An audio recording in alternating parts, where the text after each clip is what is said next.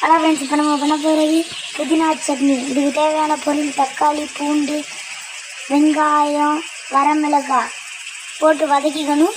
கொஞ்சம் தேவையான உப்பு நல்லா போட்டு வதக்கிக்குங்க. புதினாவை போட்டு நல்லா வதக்குங்க.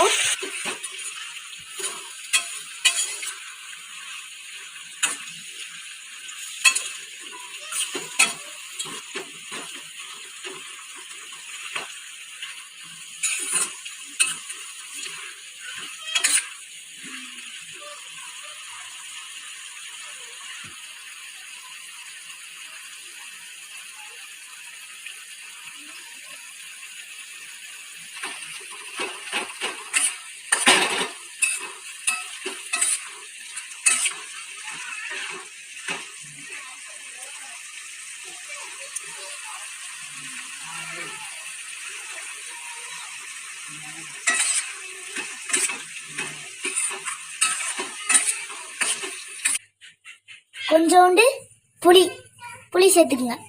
இப்போ நம்ம புதினா சட்னியை நல்லா வதக்கி இங்கே கொண்டாந்து ஆற வச்சிருக்கோம். ஒரு 5 நிமிஷத்துக்கு அப்புறம் மிக்சியில் போட்டு அரைக்க போகிறோம்.